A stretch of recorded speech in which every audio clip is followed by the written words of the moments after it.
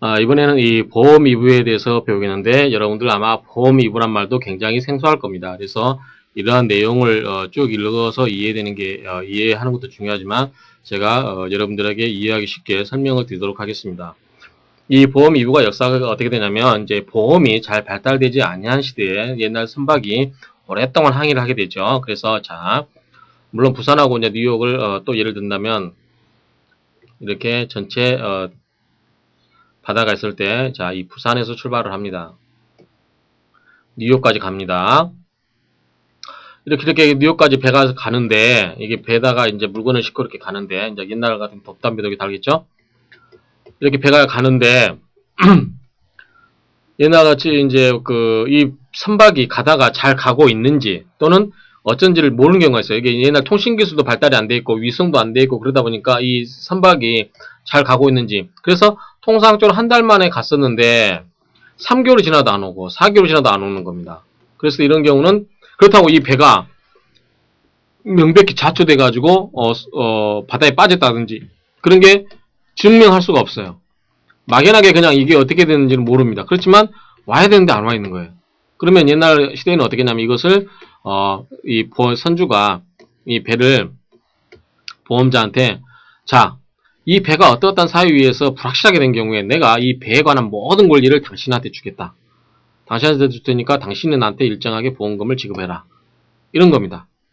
그러면 이때 이 여기 보험입의 특색이 뭐냐면 우리가 현대 보험에 있어서는 현대 보험제도에 있어서는 이 선박의 가격과 적하의 가격이 정확히 평가가 될 수 있죠. 그렇죠? 그래서 보험가액이란 말도 나오고 보험 금액이란 말도 나오죠. 그래서 이러한 가격 범위 내에서 보험 금액을 지불하게 됩니다. 그런데 이게 선박이 옛날같이 이제 애매할 때는 정확하게 할 수 없을 때는 예컨대 이 선박 플러스 선박에 있는 가격이 뭡니까? 예컨대 이게 100억 원어치다.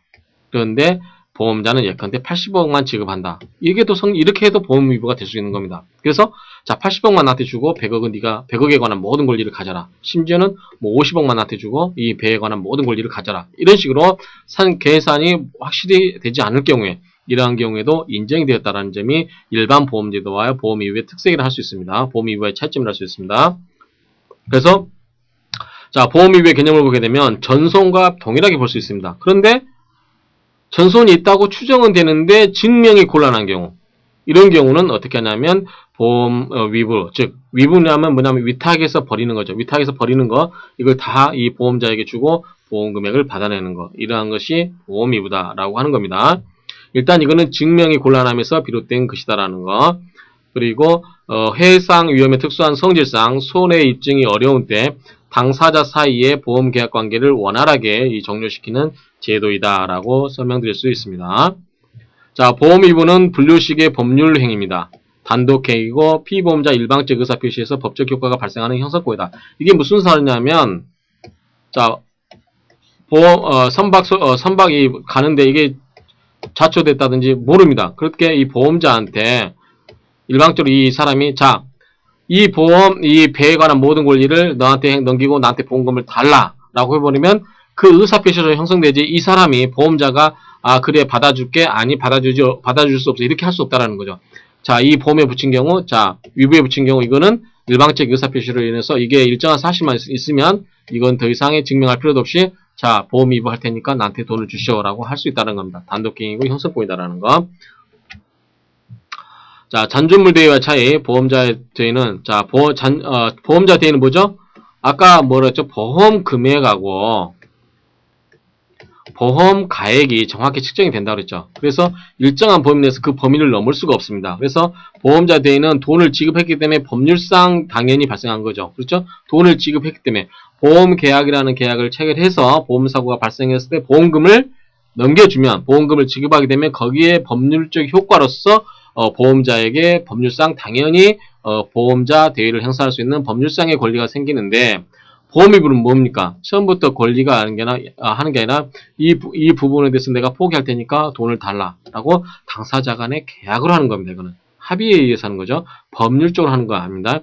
그러니까 보험자 대위는 그 물건에 관한 것을 보험자가 보상을 해줌으로써 법률상 발생할 수 있는 건데 이거는 그렇지 않고 당사자 간의 합의에 의해서 의사표시한 의사표시에서 발생하는 것이다. 그 다음에 보험자는 그가 피보험자에게 지급한 이상으로 잔존물에 대한 권리를 취득할 수 없다라고 했죠. 그렇죠? 그런데 이 보험 위부의 특성은 뭐다? 그렇지 않고 더 큰 경우에도 보험 금액보다 위부의 목적물이 가액이 큰 경우에도 그 위부의 목적물 소유권을 취득할 수 있다라고 하는 점입니다. 자, 보험 위부의 원인에는 다음의 경우에는 피보험자는 보험의 목적을 보험자에게 위부하고 보험 금액의 전부를 청구할 수 있는 겁니다. 선박적하의 점유상실, 그쵸? 선박적하에서 자기가 점유를 하고 있지 않은 경우죠. 그러니까 선박의 수선 비용이 과다한 경우, 그 다음에 이런 여러 가지 비용이 과다한 경우, 이러한 경우에는 뭐다? 자기가 위부를 할 수 있다. 그러면 위부는 뭐다? 단독행위고 일방적 의사표시에 의해서 발생하는 형성권이다라고 하는 거죠. 자, 위부 원인을 하나씩 보게 되면 첫 번째가 선박적하의 점유 상실이죠. 자, 이런 경우는 피보험자가 보험사고로 인해서 자기의 선박 또는 적하의 점유를 상실해서 이를 회복할 가능성이 없거나 회복하기 위한 비용이 너무나 많이 든 경우, 이러한 경우는 역시 자기가 위부를 포기해버리는 거죠. 자, 내가 그 선박과 적하에 관한 권리를 포기할 테니까 돈 달라라고 하는 겁니다. 그 다음에 포획이나 압수의 경우도 동일하게 취급한다. 포획에 대해서는 이 설명을 읽어보시고요. 선박의 수선 비용이 과다한 경우, 적하의 수선 비용, 운송 비용이 과다한 경우, 자, 선박의 수선 비용이라든가 적하의 수선 비용이라든가 운송 비용, 이러한 것이 과다한 경우에도 굳이 내가 그것을 수선할 필요가 없는 거죠. 그냥 돈을 달라고 해서 권리를 포기해버리면 된다라고 하는 거죠. 자, 위부의 요건에서 여러분들이 알아야 될 건 뭐냐면 무조건성입니다. 조건을 붙이면 안 됩니다. 그냥 내가 그에 관한 걸 모두 당신한테 넘겨줄 테니까 보험 금액을 달라라고 하는 거지. 자, 이 조건을 붙여가지고 어떠한 조건이 어떠한 경우에는 주고 어떠한 경우는 아니다 이런 식으로 할 수가 없고 무조건으로 해야 된다는 점이 특징입니다. 그 다음에 조건이나 기한을 붙여서도 안 되겠죠, 당연히. 그 다음에 위부의 범위는 전부입니다, 전부. 일부에 대해서는 예외적으로 할 수가 있겠지만, 원칙적으로는 위부는 보험 목적의 전부에 대해서 일을 해야 된다라는 거. 일부에 대해서 생긴 경우는 그 일부분에 대해서만 할 수 있는 거죠. 그 다음에 보험 가액의 일부를 보험에 붙인 경우는 비율에 따라서 일을 할 수 있는 거죠. 그 다음에 통지를 해야 되겠죠. 자, 내가 이 배에 관한 모든 배와 선박과 적하에 관한 모든 권리를 당신에게 넘겨주겠다라고 통지를 해야 되겠죠. 통지를 안 하게 되면 보험자가 알 수가 없겠죠. 그래서 당연히 그러한 경우는 통지를 하게 되는데 여기서 이 상당한 기간에서 하게 되는데 이 사항의 통지가 뭐냐에 대해서 피보험자가 위부를 함에 있어서 보험자에 대하여 보험 목적에 관한 다른 보험계약과 그 부담에 속한 채무의 유무, 종류 및 내용을 통지를 한다. 자, 여기서 통지라고 하는 것은 이 중복보험의 유무를 알리기 위함과 담보물권의 권리행사에 대비하기 위한 것인데 이 경우에 보험자는 통지를 안 받으면 어떻게 될까요? 보험금을 지급하지 않으면 됩니다. 그 다음에 위부의 승인과 불승인이 있는데 뭐냐면 자, 보험계약자 이렇게 있고 선박이 있고 보험자 자, 위부의 의사표시를 하는 거죠. 위부. 자, 내가 그 선박을 주겠다라고 했을 때 이렇게 보험자가 승인과 불승인으로 나눠지겠죠. 승인하면 오케이 끝나겠죠. 그냥 돈 주는 거니까 승인하면은 뭐 다른 의사표시가 필요 없죠. 근데 이 승인과 불승인은 뭐다? 의사표시의 위부의 요건이 아닙니다. 그쵸? 아까 이 위부는 뭐라고 했죠? 단독행위라고 했어요. 단독행위. 그 다음에 이건 뭐다? 형성권이다. 일방적으로 하는 의사표시다라는 거죠. 그렇죠? 그러면 이 승인과 불승인은 이 위부의 요건이 아님에도 불구하고 왜 이 승인과 불승인 제도를 이 보험 위부에서 두고 있느냐라고 하는 것은 이것은 위부의 요건이 아니지만 뭐다? 위부 원인에 대한 증명을 요구하지 않는다는 거죠. 그래서 승인을 해버리게 되면 자, 보험계약자가 보험자에게 내 배가 이래에 대해서 2개월 동안 뭐 3개월 동안 보이지도 않소. 따라서 내 배에 관한 모든 권리를 포기할 테니까 돈을 주시오라고 했을 때 보험자가 yes, 오케이 하면은 승인을 해버리면 그래, 너 증명할 필요 없이 내가 보험료 줄게 라는 뜻이 되고 이 승인이라고 하는 것은 불승인은 좀 의심스럽다라고 하는 경우는 그 사실에 대해서 증명을 하라는 거죠. 당연히 그 요건은 아니지만 증명을 하라는 겁니다. 자, 승인을 해버리게 되면 돈을 지급하는 거고 이의를 하지 못하는 건 당연한 거죠. 그 다음에 증명에 관한 거에 대한 것이라고 말씀드렸고 그 다음에 승인을 하게 되면 보험금 청구를 거절할 수 없죠. 다만 위부를 불승인한 경우, 승인을 하지 않는 경우는 피보험자는 위부의 원인을 증명을 해야만 보험금액의 지급을 청구를 할 수 있다는 겁니다. 그래서 승인, 불승인에 관한 것보다 증명에 관한 것이다. 그래서 쉽게 이야기해서 보험계약자가 보험자한테 내 선박이 이상하고 안 보이요. 따라서 보험 위부를 할 테니까 돈을 주시오라고 했을 때 보험자가 그러겠어, 그게 응하겠어 라고 승인을 해버리면 글로 끝난다. 그렇지만 이상합니다. 원인을 증명해 주시라고 하면 그 승인이라고 불승인의 의미라고 하는 것은 보험자가 그 증명을 하라는 뜻이다 라는 정도의 의미밖에 없다. 요건이 아니다 라고 하는 겁니다. 자, 보험자의 권리 의무를 보면 보험자는 위부로 인해서 보험 목적에 관한 피보험자의 모든 권리를 취득한다. 이건 뭡니까? 보험자 대의하고 똑같은 거죠. 보험자 대의에서도 모든 권리를 취득을 했었죠. 그 다음에 위부에 의하여 보험자에게 이전되는 권리는 모든 권리이므로 보험 목적물에 관한 소유권과 피보험자가 가지고 있는 직접 권리가 포함되면 당연하다. 그렇죠? 모든 권리다. 그 다음에 위부의 원인인 손해가 제3자의 행위에 의해서 생긴 경우에 피보험자가 제3자에 대하여 취득하는 권리. 이게 뭡니까? 이거는 청구권이죠. 그렇죠? 이때는 인정할 것인가 말 것인가에 대해서 적극설과 소극설 나눠지죠. 우리가 보험자 대위에는 뭐가 있었죠? 잔존물 대위가 있었죠. 어떤 물건에 대해서 하는 게 있고, 그 다음에 청구권 대위가 있었죠. 청구권 대위가 뭡니까? 제3자가 그 손해를 야기하시는 경우 그 3자에 대해서 불법행위에 기한 손해배상 청구권을 대의 행사할 수 있느냐 없느냐, 그에 관한 문제였죠. 근데 이 보험 위부에 있어서 마찬가지로 이 보험자 대위와 같은 그러한 효력들이 발생하는데, 다만 이 청구권 대위에 대해서는 적극설과 소극설로 나눠지고 있다라고 하는 점입니다. 권리 이전의 시기에 대해서 상법의 규정이 없으나 위부의 의사표시가 보험자에게 도달한 때, 이건 뭡니까? 일반적으로 우리 민법상 의사표시는 뭐다? 도달주의를 취하고 있죠. 그래서 그 위부의 의사표시가 보험자에게 도달했을 때 효력이 발생한다고 하는 게 통설이다. 따라서 보험금액의 지급을 요건으로 하는 보험자 대위와는 구별을 하며 위부의 경우는 보험자가 보험금액을 지급하는 여부는 묻지 않는다. 무슨 소리냐면, 자, 보험자 대위는 보험자가 뭡니까? 보험계약자에게 돈을 지급하고 나서 그 물건에 대해서 보험자 대위를 행사하는 거죠. 예컨대 차량 수리비에 대해서 저번에 말씀드렸다시피 1000만원짜리면 1000만원 다 지급하고 나야만 그 자동차에 대해서 고철로 팔아먹던 부품을 빼서 팔아먹던 그거는 보험자한테 그때 권리에 속하는 거지만, 이 보험 위부에 대해서는 보험 금액을 지급하지 않고 안 하고 그냥 승인을 하고 승인을 하는 것으로 족하다는 거죠. 그래서 반드시 보험 금액을 지불해야만 보험 위부의 효과가 발생하는 것은 아니다라고 하는 겁니다. 자, 피보험자는 마찬가지로 피보험자는 뭡니까? 돈 달라고 하는 거죠. 보험금 지급 청구권이 가장 주된 권리라고 설명을 이미 했습니다. 그래서 당연히 보험금액의 전액을 달라. 다음에 일부에 대해서는 일부만 손해가 생길 경우는 그 부분에 대해서만 청구를 할 수 있는 거고, 그 다음에 가액의 어떤 부분적으로 비율이 정해지는 경우는 그 비율에 대해서 청구할 수 있는 겁니다.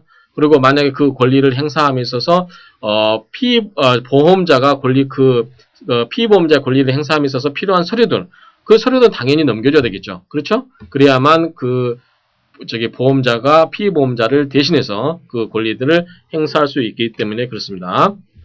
그 다음에 예정보험. 예정보험이라고 하는 것은 뭐냐면, 보험 체결 시에 그 계약의 내용, 전부 또는 일부가 미확정인 보험계약을 말합니다. 확정되어 있지 아니하는 보험계약을 말한다. 그래서 확정보험은 계약 내용이 전부 확정된 것을 말하고, 예정보험은 그 전부 일부가 또는 미확정인 보험계약을 말한다. 상법은 이러한 예정보험으로 보험계약의 예약이 아니라 독립된 보험계약으로 다루고 있다. 이게 무슨 말이냐면, 자, 우리가 손해보험이 있었죠? 손해보험이 있으면, 자, 미리서 이렇게 예정을 합니다. 자, 우리 이러한 형태로 보험을 한번 체결해 봅시다. 라고 해서 이 손해보험을 염두에 두고 이렇게 하는 게 아니라, 이것과 별도로 이것은 이것으로 존재하고 예정보험은 이렇게 따로 존재한다. 라고 하는 뜻입니다. 예정보험에는 개별적 예정보험과 포괄적 똑같겠죠. 옛날에 아까 우리가 손해보험에 있어서 집합보험에 있어서 뭐가 있었죠? 집합보험에서 특정보험이 있었고, 그 다음에 뭐가 있었죠? 총괄보험이 있었죠. 특정보험은 뭡니까? 처음부터 물건이 여러 개 있지만 확정되어 있는 것. 총괄보험은 여러 개 있지만 그 중에서 일부는 변동될 수 있는 것. 그래서 마찬가지로 이 예정보험에 있어서도 미확정이니까, 왜냐하면 보험 내용의 일부가 미확정이기 때문에 그 확정되지 않는 내용 중에 보험 목적이 들어가 있다고 하면, 그러한 경우에, 일반적으로, 특정한 것이 예정이 되었다면 개별적 예정보험이 되지만, 포괄적 예정보험이라고 하는 것은 일정 기간에 적재될 화물에 대해서 일정한 조건하에서 포괄적 계속적으로 체결하는 보험계약이다 라고 하는 거죠. 그렇죠? 예컨대 뭐가 있었을까요? 예컨대 선박이 부산에서 뉴욕을 가는데 선박에다 이렇게 물건을 싣고 갈 거 아닙니까? 그러면은 이거를 매번 싣고 갈 때마다 이 선박에 대해서 계속 이 선박 선주는 이걸 업으로 합니다. 매번 부산에서 뉴욕까지 물건을 싣고 날고 하는데 그때마다 매번 물건이 달라지죠. 그때마다 보험을 새롭게 선정하고 새롭게 체결하고 그러면 굉장히 불편하겠죠. 그래서 자 1월 1일부터 12월 31일까지 이렇게 이 어떤 선박이 물건을 운송함에 있어서 생기는 손해를 전부 보상해주기로 예정을 해놓습니다. 그러면 그것은 물건이 안에 자꾸 변하더라도 그것은 보험으로서의 효력이 있을 수 있는 거죠. 그럼 한 번만 보험계약을 체결하면 될 수도 있습니다. 자, 선박 미확정의 적하예정보험, 보험계약 체결 당시에 하물을 적재할 선박을 지정하지 아니한 경우, 이건 또 더 가관이죠. 자, 선박이 이렇게 여러 가지가 있습니다. 여러 가지가 있는데 1번 있고 2번 있고 3번 있고 4번 있는데 어느 선박을 쓸 건지 정해지지 않았어요. 그러한 경우에 선박의 미확정 이 적하예정보험은 자, 이 화물을 실긴 실어야 되는데 어느 선박에다 실 건지 정해지지 않는 경우입니다. 그런 경우에 보험계약 체결 당시에 화물을 적재할 선박을 지정하지 아니한 경우에 보험계약자 또는 피보험자가 그 화물에 선적되었음을 안 때는 지체 보험제에 대해서 그 선박의 명칭, 국적, 화물 종류, 수량 이런 것을 다 통제를 해야 되겠죠. 자, 여기에 화물이 있는데 어느 선박 1, 2, 3, 4에 선박이 있는데 어느 선박에 선적할지를 정하지 아니한 경우는 이것을 예컨대 2번 선박에다 선적을 할 때는 자 2번 선적이 뭐고 여기에다가 어떤 물건을 실었습니다. 라고 수량 가격 등을 전부 뭐 해야 된다? 보험자에게 통지를 하라 라는 뜻입니다. 통지 방법은 묻지 않으나 통지의 발송 사실에 대한 입증 책임은 보험계약자에게 있다.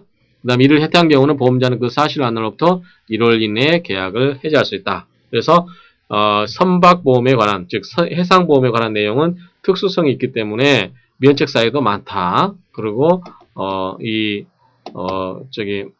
보험 이부제도라는 게 특별한 제도가 있다. 그 다음에 여기서 보는 것처럼 예정보험이라는 게 또 인정이 된다. 이런 점이 좀 특색을 할 수 있겠죠. 그래서 해상보험은 아까 우리가 전 시간에 운송보험은 육상으로 운송하는 경우에 여러 가지의 어떤 보험을 다루는데 해상보험은 선박으로 이 항해에 관련돼서 운송되는 그런 보험이다 보니까 해상에서 일어날 수 있는 여러 가지 사고, 가능성, 그 다음에 해상에서 존재하고 있는 여러 가지 제도, 예컨대 해난구조, 공동해선 여러 가지 제도가 있지 않습니까? 그러한 특수성과 맞물려서 여러 가지의 그러한 보험 제도를 두고 있다. 그리고 일반 육상 운송보다 해상 운송에서는 선박에 관한 어떤 그 가망 능력이라든가 여러 가지 의무가 있기 때문에 그와 관련해 가지고 보험자의 면책 사유가 광범위하게 규정되어 있다는 점이 특징이고, 그 다음에 보험 이부 제도가 어떤 해상보험에 있어서의 그 손해 사정에 있어서 어려움을 증명하기 곤란함을 쉽게 하기 위해서 일정한 경우에 보험 이부 제도가 인정이 되어 있고, 그 다음에 선박에 여러 물건을 날리게 됨으로써 그 선박 안에 날리게 될 운송물이 자꾸 바꾸게 될 수 있기 때문에 그런 경우에 선박 예정보험 이러한 것들을 예정보험을 두고서 이러한 여러 가지의 어떤 운영을 하고 있다. 그래서 해상보험은 다른 운송보험과 달리 특징이 많이 있고, 또한 해상보험은 다른 보험과 달리 기업 대 기업 간의 운송보험 계약을 체결하기 때문에 해상보험을 체결하기 때문에 보험계약자 불이익 변경 금지 원칙이라든가 이런 여러 가지의 보험계약자를 보호하기 위한 제도가 적용이 되지 않는다라는 특징이 있다. 이러한 점이 해상보험에 있어서 특징이다라고 할 수 있습니다. 지금까지 해상보험을 공부를 하시는데 해상보험을 처음 공부하신 분은 굉장히 이 내용이 생소하고 어려우실 수 있습니다. 그렇지만 이제 이 보험법 수업이 끝나고 여러분들이 해상법을 공부하실 때 해상법에 가서 즉 해상에 관한, 즉 선박에 관한 내용부터 시작해가지고 여러 가지 해상 제도에 관한 여러 가지 내용을 공부하시면 훨씬 더 이제 이 부분이 쉽게 이해할 수 있는 거죠. 그래서 여러분들이 지금 처음 공부하시는 분들은 여기에서 나오는 용어라든가 어떤 그러한 제도가 있으면 그냥 그 용어 정도가 뭔지 정도만 이해를 하셔도 나중에 여러분들이 해상법 관련된 공부를 하실 때 많은 도움이 되실 수 있을 겁니다. 그래서 좀 어렵더라도 다시 한번 그 개념 위주로 잘 정리를 해 두시기 바랍니다. 수고하셨습니다.